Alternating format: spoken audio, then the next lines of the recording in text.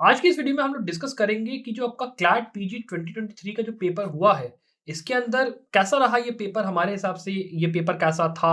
कौन-कौन सी ऐसी चीज़ें हैं जो कि हमें लगी कि अनएक्सपेक्टेड थी, कौन सी चीज़ें थी जो कि एक्सपेक्टेड थी? जो आपके पैराग्राफ आए थे वो किस तरीके के थे? उनके अंदर किस तरीके के क्वेश्चन्स रहे थे? क्या आपका कट ऑफ होना चाहिए? किस तरीके से चीज़ें यहाँ पे आगे होंगी? इन सारी चीज़ों के बारे में हम लोग यहाँ पे डिटेल में बात करेंगे, तो इस वीडियो को लास्ट तक ज़रूर देखिएगा। अब चलिए एक-एक करके सबसे पहले मैं बात करता हूँ अपने फर्स्ट इनिशियल इंप्रेशंस की, कि पेपर कैसा था। तो मैं ये साफ-साफ कह सकता हूँ कि देखिए पेपर अगर हम लोग कहें मॉडरेटली डिफिकल्ट था, बट मेरे हिसाब से इट वाज़ और on the more of the difficult end of the spectrum, कि अगर आप मॉडरेट बोलो, अगर आप डिफिकल्ट बोलो तो थोड़ा-सा नहीं, ये आपका एरो यहाँ पे डिफिकल्ट की साइड में जाएगा मेरे हिसाब से। So this paper was quite difficult and quite lengthy compared to the last year's paper. Last year का जो पेपर था वो एस्टैब्लिश पैटर्न के अंदर आया था, जो आपका 2021 के अंदर पेपर आया था ना, सेम वैसा ही पैटर्न आपका 2022 में भी था। और इस बार इन्होंने उठा के पैटर्न को पूरा यहाँ पे चेंज करते हुए, जो ऐसा उन्होंने बेसिकली पैटर्न दिया था सैंपल पेपर के अंदर, वैसा पैटर्न यहाँ पे इन्होंने यहाँ पे दिया है। और साफ साफ लगता है कि 2023 के अंदर 2020 जो क्लैट है ना, उसका पैटर्न सीधा सीधा रिपीट हुआ है। दूसरी चीज जो मैं यहाँ पे आपको क्लियर कट बोलना चाहूंगा, मेरे हिसाब से जो क्वेश्चंस थे ना, वो आपके फाउंडेशनल सब्जेक्ट के नॉलेज को बहुत ज्यादा यहाँ पे टेस्ट आउट कर रहे थे, आउट ऑफ द गेट में ये बात बोलूंगा। बिकॉज अगर आप देखते हो वो वाले पैराग्राफ भी जहां पे आपके क्वेश्चंस आईपीआर के अंदर से पूछे गए, ट्रेडमार्क के अंदर अगर आपने कायदे से पढ़ा है, या फिर आप कंपनी लॉ की बात करो, अगर आपने कायदे से पढ़ा है पेराक को, साथ में अगर आप पैराग्राफ को सही से इंटरप्रेट कर पा रहे हो, then you can definitely score यहाँ पे अच्छा। और यहाँ पे आपके फाउंडेशनल नॉलेज, जैसा कि मैं बार बार अपनी वीडियोस में कहता भी आया हूं कि foundational knowledge is very very very very important for the CLAT PG exam. Same चीज यहाँ पे कंसोर्शियम ने कहीं ना कहीं हमें दिखा दी करके कि हाँ, फाउंडेशनल सब्जेक्ट जो है आपको अच्छे से आना चाहिए, बिकॉज विदाउट दैट केवल कंटेम्प्रेरी केसेस को पढ़ के यहाँ पे काम नहीं चलेगा। यू नीड टू नो क्या टॉपिक्स यहाँ पे आए हैं।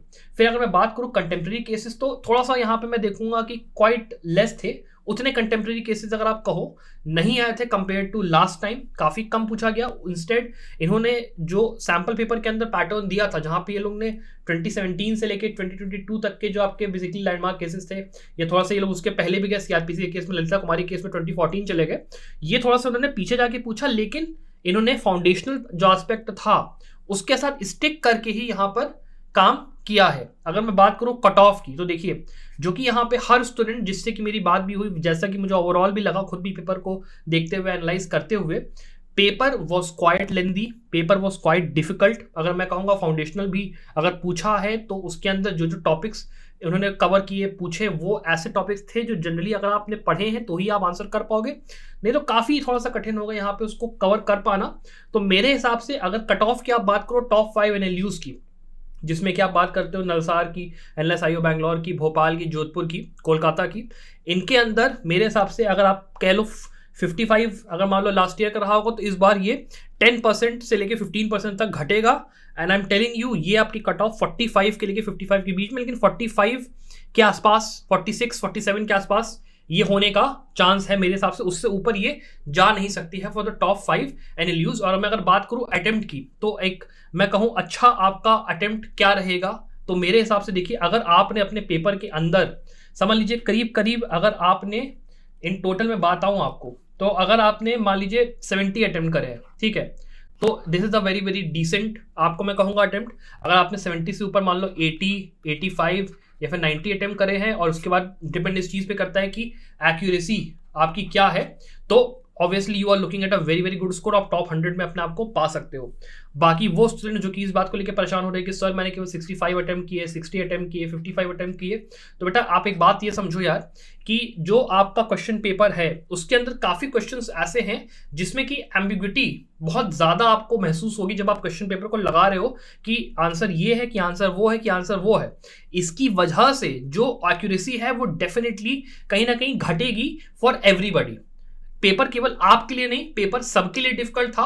तो अभी अगर आपको ऐसा लग रहा है कि मैंने यार क्वेश्चन पेपर में क्वेश्चंस कम अटेम्प्ट करे हैं और अब मुझे कोई अच्छा एनएलयू नहीं मिलेगा या फिर ऐसा कुछ होगा, don't don't don't stress about it. आराम से बैठिए, आज जाइए, खाइए पिए, इंजॉय करिए आज इस दिन को। आपने बहुत मेहनत करी पूरे साल, अब आराम से अपना बैठिए और वेट करिए रिजल्ट के आने का, वेट करिए एक बार आपने जो आपका आंसर की है उसके आने का, उसके बाद ही कोई डिसीजन आप यहाँ पे कह सकते हो कि हाँ सही होगा, गलत होगा, बिकॉज अगर मैं बात करूँ, अगर मान लो आपने 65 क्वेश्चंस यहाँ पे अटेम्प्ट करे, तो ऐसा भी हो सकता है कि जिस बंदे ने 80 अटेम्प्ट करा हो उसके आपसे भी कम आ जाए, कोई बड़ी बात नहीं है। तो वही मैं कह रहा हूँ, डू नॉट थिंक अबाउट कि मैंने कितना अटेम्प्ट करा कितना नहीं करा।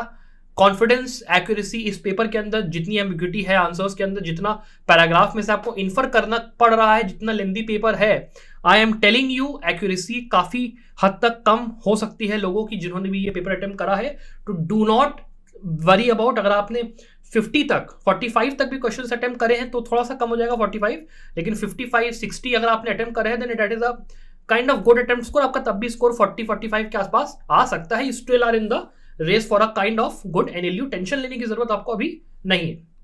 इसके बाद बात करते हैं जो बहुत बड़ा सिग्निफिकेंट चेंज इन्होंने इस बार करा है ना, वो है कि इन्होंने फैमिली लॉ को एकदम एलिमिनेट ही कर दिया पेपर के अंदर से। Family law has been totally eliminated. IPC भी इस बार टोटली एलिमिनेटेड है। एक भी क्वेश्चन इसमें से नहीं है। That was kind of unexpected on our part as well. हम लोग ने भी सोचा था, बिकॉज पिछले 3 साल से बैक टू बैक ये सारे के सारे सब्जेक्ट्स पूछे जा रहे थे। देन वी वर एक्सपेक्टिंग कि हाँ इस बार आएगा, लेकिन हम लोग ये भी कह सकते हैं कि फैमिली लॉ में इस बार कोई ज्यादा लैंडमार्क केसेस आईपीसी के केस में भी उतना नहीं था। दैट्स वाई नहीं पूछा गया। काइंड ऑफ एक्सेप्टेड आप कह सकते हो सकता है, लेकिन तब भी हमें उम्मीद थी कि कुछ ना कुछ तो हल्का फुल्का आया, लेकिन नहीं आया। तो फिर काइंड ऑफ अगर हम लोग बात करते हैं, जो हम लोग ने बात अपनी करी थी थ्योरी वाले वीडियोस में, जहां पर मैंने आपको समझाया था कि क्या पढ़ना है कैसे पढ़ना है, उसको अगर हम लोग लेके चले, तब भी constitutional law is one of the most dominant subjects जो कि यहां पे पूछा गया है। और मैंने आपसे कई बार कहा था कि आपके जो लैंडमार्क केसेस हैं सीसी ऑनलाइन पे, प्लीज प्लीज प्लीज उनको जाके, बिकॉज वो जो लैंडमार्क केसेस थे उसमें से देखिए आपके सीधे सीधे सबरीमाला वाला केस आपका सीधा सीधा आया, और इसके बाद आपका कृष्ण कुमार राव वाला जो केस था वो सीधे सीधे 2 पैराग्राफ आपके उसी में से है। मतलब आप समझ लीजिए 24 मार्क्स आपका सीधे सीधे इसी में से आया है। और उसके अलावा भी कॉन्स्टिट्यूशनल लॉ के 3-4 पैराग्राफ, 2-3 पैराग्राफ ऐसे थे जिसमें कि एक कॉम्बिनेशन था। अभी मैं आगे जब पैराग्राफ वाइज पेपर को डिस्कस करूंगा तो उसमें मैं आपसे बात करूंगा। काफी हद तक it was there. Apart from that अगर मैं बात करूं ओवरऑल लेंथ पैसेज की, quite lengthy compare to last year. Last year जो पेपर था उसके अंदर जो पैराग्राफ का साइट था कंपेयर टू दिस ईयर काफी ज्यादा चेंज है। काफी ज्यादा लंबे लंबे पैराग्राफ इस बार क्लैट कंसोर्शियम ने हमें यहाँ पे दिए हैं। पैराग्राफ को पढ़ना, फिर उसमें से आंसर इन्फर करना, फिर उसमें से आंसर को मार्क करना takes a lot of time. और अगर आपका पेपर छूटा है then it is not a big deal. बिल्कुल भी घबराने की, बिल्कुल भी टेंशन लेने की जरूरत नहीं है। आई एम टेलिंग यू, आपका ओवरऑल कट ऑफ घटेगा अगर आपके अटेम्प्ट आपने कम भी करे हैं। Then also it depends upon the accuracy कि किसने ज्यादा अटेम्प्ट करके आया, मान लो उसके कम आगे, कैसे हुआ क्या हुआ, अभी आपको वेट करना पड़ेगा रिजल्ट आने का। Please don't take tension. That is my one आपको मैं बोलना चाहूंगा चीज जो कि आप ध्यान में रखो। अपार्ट फ्रॉम दैट अगर मैं सीआरपीसी की बात करूं, CrPC was kind of predictable. Mostly आपका ये फाउंडेशन सब्जेक्ट्स जो कॉन्सेप्ट्स आपके थे उससे जुड़ा हुआ था। ललिता कुमारी केस यहाँ पे पूछा गया था, तो अगर आपने उसको पढ़ा है, आपको वो कॉन्सेप्ट आता है, आप कर ले जाते। नॉट अ वेरी बात ऐसी कि हम लोग कहते हैं सीआरपीसी में सर जो केस था वो रिसेंट नहीं आया, वो नहीं आया, ऐसा कुछ नहीं था। फाउंडेशनल आता, आप कर लेते।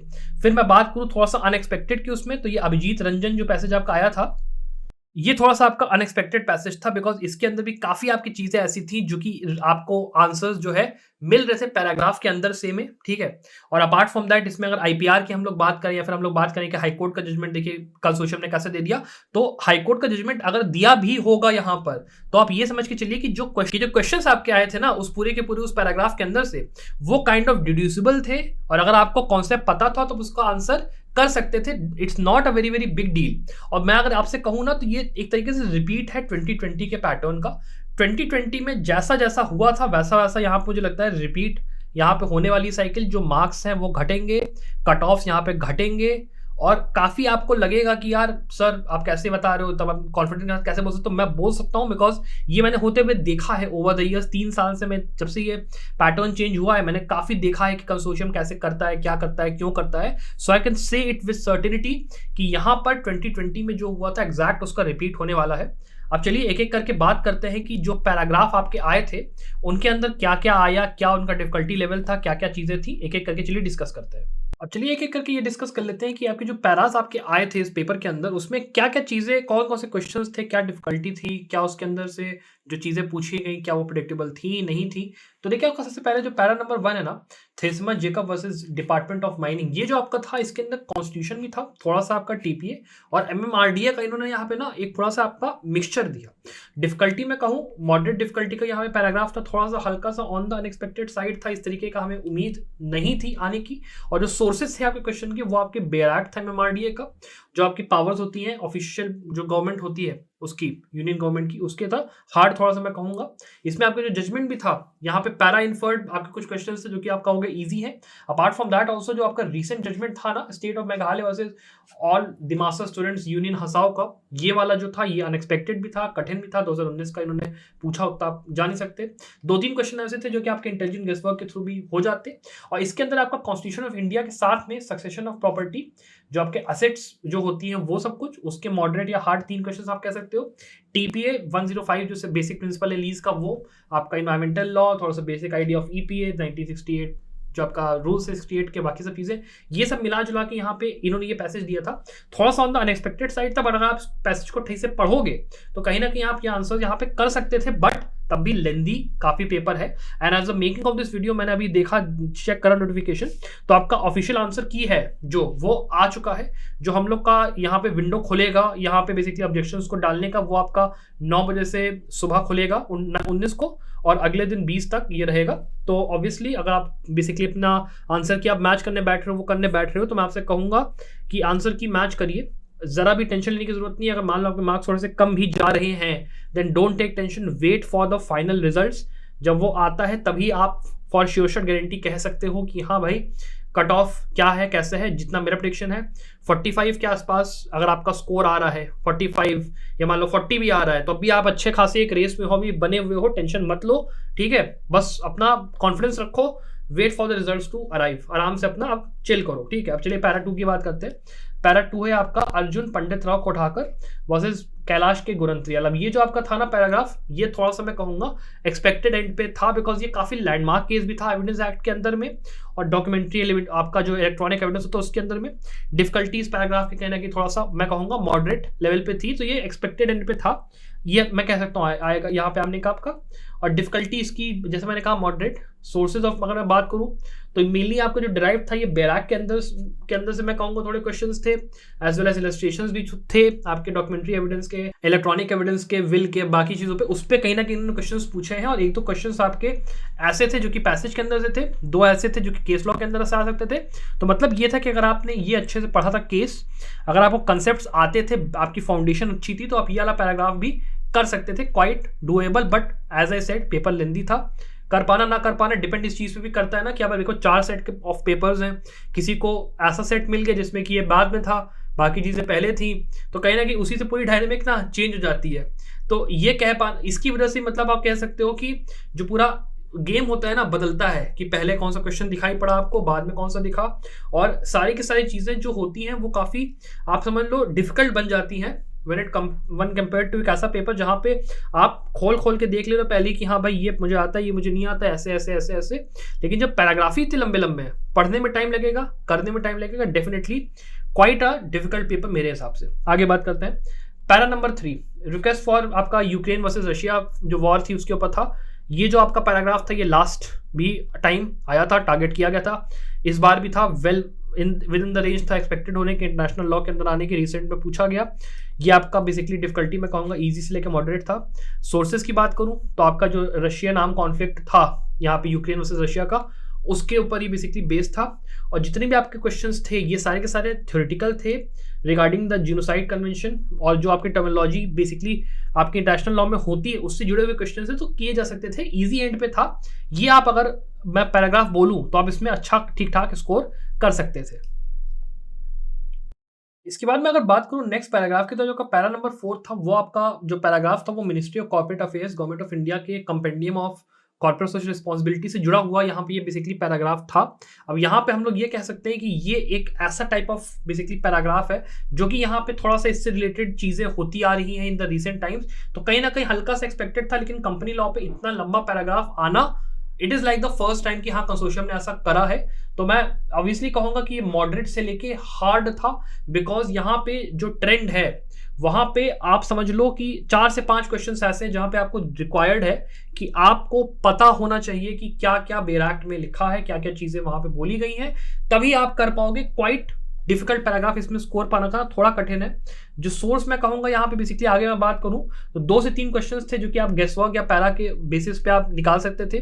3-4 क्वेश्चंस आप बेसिकली कह सकते हो ऐसे थे जो कि आपके प्रॉपर एक स्टडी मांगता है कॉर्पोरेट लॉ की, और जो आपके अदर क्वेश्चंस थे उसके अंदर जो कि मेमोरी बेस्ड पैराग्राफ था, तो यहाँ पे क्वाइट डिफिकल्ट था ये वाला पैराग्राफ अटेम्प्ट कर पाना मेरे हिसाब से।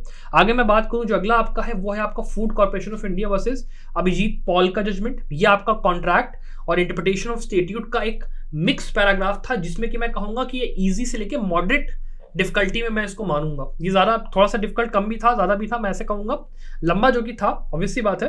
एक्सपेक्टेड में अगर कहूं तो ये कॉन्ट्रैक्ट लॉ उसके ऊपर था, और ये थोड़ा सा सरप्राइजिंग भी है कि क्लैट ने ना यहाँ पे बेसिकली जो जजमेंट्स हैं वो जस्ट 1 महीने पहले नवंबर के महीने के आपने उठा के for the purpose of paper आपने सेट करते हुए नवंबर में ही डाल दिया। That is quite amazing I would से कि आप इतना ज़्यादा रिसेंट की उम्मीद कर रहे हो स्टूडेंट्स से, बल्कि आप ये समझ के चलिए कि पेपर बनाने में काफ़ी टाइम लगता है। तो फर्स्ट टाइम ऐसा हो रहा है कि मैं देख रहा हूँ ऐसा हो रहा है, बट या it is now going to happen, it is now the norm कि हाँ क्लैट ने स्टैब्लिश कर दिया है कि आपको नवंबर के महीने तक में जाना पड़ेगा। वैसे तो मैं आपको एहतियातन बोल भी देता हूँ वैसे भी कि हाँ नवंबर के महीने के जजमेंट भी पढ़ के जाइए, लेकिन इस तरीके का जजमेंट एक्सपेक्टेड मेरे लिए यहाँ पे नहीं था कि ये आ सकता था। I would say definitely I will accept that. तो इसमें आपके जो क्वेश्चंस थे वो काफ़ी वैसे तो देखा जाए बेसिक थे, ये आपके पैराग्राफ इन्फ्लुएंस के थ्रू आंसर भी हो सकते थे। जो आपके 4 से 5 क्वेश्चंस थे वो प्योरली फंडामेंटल नॉलेज को यहाँ पे टारगेट भी कर रहे थे। तो यहाँ पे आप कह सकते हो कि ये जो क्वेश्चन था मतलब बेसिकली पैराग्राफ था, ऑल्दो अनएक्सपेक्टेड एंड पे था, केस अनएक्सपेक्टेड एंड पे था, लेकिन अगर आपको फाउंडेशन की अच्छे नॉलेज थी, आपको इंटरप्रिटेशन ऑफ स्टेट्यूट आता है, आप ये पैराग्राफ आराम से बढ़िया स्कोर करने लायक आप इसको मान सकते हो। दैट इज माय बेसिक यहाँ पे प्रिडिक्शन। अगली बात पैरा 6 की बात करें, सबरीमाला का केस है आपका। इसके अंदर तो सीधा सीधा मैं बोलूंगा कि आपको ये वाला तो आपको आना ही चाहिए था, बिकॉज अभी ईआरपी के ऊपर काफ़ी ज़्यादा यहाँ पे डिबेट चल रही थी। मैंने भी ये कहा भी था कि इस टाइप के जो केसेस हैं 40 लैंडमार्क 50 लैंडमार्क केसेस जो 17 से लेकर 22 में आए हैं, आएगा आएगा आएगा, मैंने चिल्ला चिल्ला के कहा था, आया है। जो आप मैं कहूँगा जो पैसेज है वो इजी से लेके आपका मॉडरेट है, जजमेंट भी काफ़ी वेल नोन था, क्वेश्चंस भी काफ़ी हद तक स्ट्रेट फॉरवर्ड थे। 2 से 3 क्वेश्चन ऐसे थे जो कि बेसिक नॉलेज अगर आपको कॉन्स्टिट्यूशन का उससे आंसर हो जाते। 2 से 3 ऐसे क्वेश्चन थे जिसमें कि आपको इन डेप्थ स्टडी का थोड़ा सा ज़रूरत था कि वर्डिक क्या था, बेंच का कॉम्पोजिशन क्या था, बाकी चीज़ें। फिर 1-2 क्वेश्चन ऐसे थे जो कि आप कंसिडर अगर करते हो वो हार्ड थे, बिकॉज वो जो डॉक्टर अम्बेडकर ने जो बुक लिखी थी उसकी जो डिटेल्स थी उसके ऊपर था। लेकिन ऑल ओवर अगर मैं बात करूं, ये one of the most scoring part था एंटायर पेपर का मेरे हिसाब से, बिकॉज ये ऐसा क्वेश्चन था आपका बेसिकली पैसेज था जो कि आप अच्छे से अगर पढ़ के गए हो सबरीमाला जजमेंट, आप आंसर कर पाते डेफिनेटली। आगे बात करते हैं, आपका अगला पैराग्राफ था पिडलाइट इंडस्ट्रीज वर्सेस रिया केमी का। अब ये आपका आईपीआर से जुड़ा हुआ पैराग्राफ था जो कि फिर से अनएक्सपेक्टेड है मेरे एंड पे। मैं नहीं सोच सकता था कि आईपीआर में वो लोग पूरा का पूरा पैराग्राफ यहाँ पे इस तरीके से डेडिकेट करेंगे। अगर आपने इसको स्टडी करा था, ट्रेडमार्क आपको आता था, आप डेफिनेटली आंसर अच्छे से कर पाते टॉपिक्स को। और यहाँ पे गेस वर्क भी कहीं ना कहीं अगर आप पैराग्राफ को देख रहे हो फिर आप उस क्वेश्चन को देख रहे हो आप कर सकते थे। लेकिन as the paper was long, depending upon की कौन सा सेट ऑफ पेपर आपके पास आया था, हो सकता है टाइम मिला हो कर पाने का, ना मिला हो कर पाने का, तो कह नहीं सकते हैं। ठीक है, मोस्ट यहाँ पे जो चीज़ें थी वो स्ट्रेट फॉरवर्ड थी, स्टेट्यूट रिलेटेड थी। कुछ ऐसी क्वेश्चंस भी थे जो कि आपके पैरा के अंदर से 1-2 क्वेश्चंस थे, काफ़ी ऐसे क्वेश्चंस भी थे जो कि स्टेट्यूट रिलेटेड थे।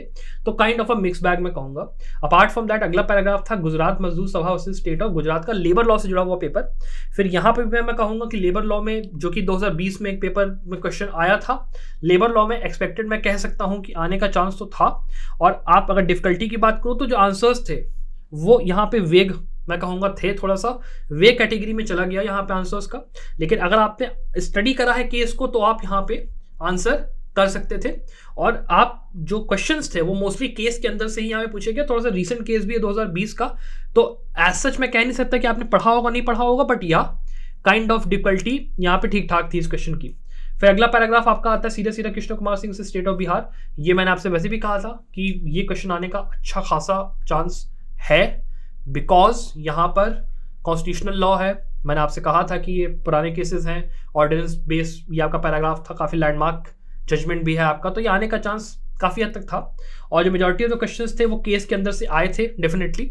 और अगर आपने इसको केस को स्टडी करा है तो आप कह सकते हो कि इसको आपने पढ़ा होगा तो आंसर कर पाओगे। डिफिकल्ट एंड पे है, ऑब्वियस सी बात है, तो थोड़ा सा दिक्कत ये करता है आपके लिए पैराग्राफ।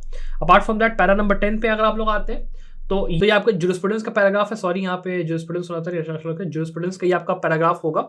यहाँ पे भी आपको कंसेप्चुअल नॉलेज की काफ़ी अच्छे से जरूरत थी जुरिस्प्रूडेंस के अंदर में, जिसको कि हम लोग कह सकते हैं बिट डिफिकल्ट था यहाँ पे, उसको हम लोग मान सकते हैं, और जो कि लेंदी था यहाँ पे। तो जो आपके क्वेश्चन थे, जो कि आपको पैराग्राफ में से 3-4 क्वेश्चन ऐसे थे जो आपको आंसर मिल रहे थे, अगर आपके पास टाइम होता, अगर आप पढ़ पाते तो आप आराम से यहाँ पे भी थोड़े बहुत नंबर, 3-4 नंबर, 5 नंबर ला सकते हो, डिपेंडिंग अपॉन अगर आपने ये वाला पर्टिकुलर जो टॉपिक है ये पढ़ा है, और जो क्वेश्चंस थे जो कि कंसेप्ट अगर आपको अगर मान लो अंडरस्टूड था तो आप लगा सकते थे। जुरिस्प्रूडेंस में कहूँगा कि यहाँ पे मॉडरेट से लेके आपका हार्ड के बीच में मैं थोड़ा सा इसको मानूंगा कि हाँ, इस बार जुरिस्प्रूडेंस आया था, एक ही पैराग्राफ आया। 2 की उम्मीद थी मुझे, क्योंकि पिछली बार 2020 में भी हुआ था तो करीब करीब इन्होंने 2 पूछे थे, इस बार एक ही पूछा। काइट मैं कहूँगा काइंड ऑफ, मैं कहूँगा कि थोड़ा सा ये कर्व बॉल है कंसोर्शियम की तरफ से, बट या इन्होंने जो कि करा है तो फिर now this is what it is. ठीक है, फिर अगला पैराग्राफ आपका वैसे ही ललिता कुमारी का है, सीआरपीसी का। यहाँ पे ऑब्वियसली बात है, कंसेप्चुअल नॉलेज अगर आपको है यहाँ पर, आप आराम से इसको कर सकते थे। रेलेवेंट केसेस जो आपका ललिता कुमारी के अंदर था, आपको पता था, मॉडरेट डिफिकल्टी की चीज़ें थी। क्वेश्चंस यहाँ पे काफ़ी हद तक टॉपिकल थे। अदर्स जो थे वो आपके इलस्ट्रेशन टाइप क्वेश्चंस भी थोड़े से आए थे, थोड़े से ऐसे भी थे जो केस के अंदर से दिए हुए थे। आप इसको कर पाते, बट आई वुड से कि हाँ, जो डिफिकल्टी है वो कहीं ना कहीं मॉडरेट मैं इसको मानूंगा स्टिल। अब इसके बाद जो आपका सबसे आखिरी पैराग्राफ था, सेबी वर्सेस अभिजीत रंजन का, ये जो आपका पैराग्राफ था, इसके अंदर फैक्ट्स के ऊपर इन्होंने फर्स्ट टाइम मैं कहूंगा क्वेश्चंस पूछे हैं। Quite unexpected paragraph. Company law पे 2 पैराग्राफ पूछना क्वाइट द थिंग, जो कि यहाँ पे कंसोर्शियम से मैंने एक्सपेक्ट नहीं की थी वो लोग करेंगे, लेकिन इन्होंने यहाँ पे करा है। तो अकॉर्डिंगली अगर मैं बात करूँ फिर इस पैराग्राफ के बारे में, तो इसके अंदर जो क्वेश्चंस थे ना, उसके अंदर अगर आपने जो पैराग्राफ था उसको पढ़ा है ठीक से, पैराग्राफ को अगर आप देख रहे हो, लेंदी क्वेश्चंस, लेंदी पैराग्राफ को पढ़ो, बार बार समझो कि यार पैराग्राफ में दिया क्या है, फिर उसके हिसाब से मैं इंटरप्रेट कैसे करूंगा कि इसमें कौन सा पर्सन ने, जो रिस्पॉन्डेंट था उसने ये एक्शन लिया, फिर उसका वो क्या कंक्लूजन था, कैसे आया, क्या हुआ। क्वाइट लेंदी जो क्वेश्चंस मैं कहूँगा इस पूरे पैराग्राफ के। मॉडरेट क्या, ये मैं कहूँगा कि थोड़ा सा डिफिकल्टीज की लेंथ वाइज अगर मैं कहूँगा मॉडरेट से थोड़ी सी हाई रहेगी। कंसेप्चुअल आपको नॉलेज तो ऑब्वियसली बात है चाहिए ही चाहिए। यहाँ पे सिक्योरिटीज का जो आपका कंसेप्ट है ना, वो अगर आपके पास नहीं है तो ये कर पाना थोड़ा आपके लिए कठिन भी होता। और अगर आप पैराग्राफ पढ़ते तो इसमें से मैं कहूँगा कि आपके 12 में से करीब 5, 6, 7 क्वेश्चन ऐसे हैं जो कि आप कर सकते थे, लेकिन जो कि ये पैराग्राफ लेंदी था, डिपेंडिंग अपॉन आपको ये क्वेश्चन कब मिला आपके पूरे उस जर्नी में पेपर की, कि आपको कौन सा सेट मिला है, तो अकॉर्डिंगली उस पर डिपेंड करता है कि ये क्या आपका रिजल्ट देगा ये क्वेश्चन पेपर, मतलब ये basically paragraph. Apart from that अगर मैं बात करूं ऑल ओवर इस वीडियो के एंड करते हुए, तो एक बात मैं आपको साफ साफ कह दे रहा हूं कि आपका जो ऑफिशियल आंसर की अब आ चुका है उसके अकॉर्डिंग में जाइए। अपना अगर पेपर आपको मिलाने का मन है मिला लीजिए, नहीं मिलाना है मत मिलाओ, कुछ मत करो। लेकिन आप प्लीज, हम लोग ने सर्वे जो नीचे अटैच करा है यहाँ वीडियो के एंड में, जो हम लोग ने सर्वे डाला है यहाँ पे, उसको प्लीज जाके भरिए, ताकि हम लोग जो कट ऑफ है उसको हम लोग अच्छे से यहाँ पे प्रिडिक्ट कर पाए कि हाँ बच्चों कट ऑफ क्या आ सकती है, क्या पॉसिबल रिजल्ट होगा। बिकॉज यहाँ पे जो रिजल्ट है वो काफ़ी थोड़ा सा हफ्ता मुझे लगता है लगेगा, हफ्ता भर आने में। तो एक पहला अगर मैं प्रेडिक्शन दे पाऊँ आपको वीडियो अच्छी बनाने के लिए, प्लीज़ जाइए सर्वे जो नीचे है उसको भरिए। साथ ही में अगर मान लो अभी आपने एग्जाम दिया है, इसके आगे अगर कोई ऐसा आप में से कोई स्टूडेंट है जो कि वीडियो देख रहा है समझने के लिए कि हाँ पेपर कैसा हुआ, और अगर आप 2024 के एग्जाम के लिए तैयारी कर रहे हो, तो संभव लॉ ने अपनी तरफ से लॉन्च करे हैं नए आपके courses, complete preparation course for CLAT PG 2024, और साथ ही में एक पूरी 100 जो आपके मॉक पेपर्स होती है उसकी काफ़ी ज़्यादा कॉम्प्रिहेंसिव मॉक टेस्ट सीरीज हम लोगों ने लॉन्च करी है। अगर आपको ज़रूरत है यहाँ पे प्रिपेयर करने का, along with video lectures, along with पूरे के पूरे आपके मॉक पेपर्स, चाहे आप बात करो क्वेश्चन पेपर्स, चाहे आप बात करो last year previous year question papers की, सब कुछ हम लोगों ने मटेरियल वगैरह जो हो सकता है हम लोग इस कोर्स में इंक्लूड कर रहे हैं। उसका आपको नीचे डिस्क्रिप्शन में उसका लिंक मिल जाएगा, आपको चेकआउट करना है आप कर सकते हो। Apart from that I wish you the very very best of luck कि आपका जो रिजल्ट है अब इसके बाद जो आए वो अच्छा हो। I pray for you and I am here for you. अगर आपको कोई क्वायरीज हैं, कोई डाउट्स हैं, नीचे कमेंट्स में जरूर पूछिए, आप मुझे कांटेक्ट भी कर सकते हैं वैसे भी ईमेल के थ्रू। एंड आई होप कि जो जितना रहता है जैसा रहता है, चलिए माता रानी है, उनका आशीर्वाद हम सब पे रहेगा डेफिनेटली। चलिए, thank you very much, bye.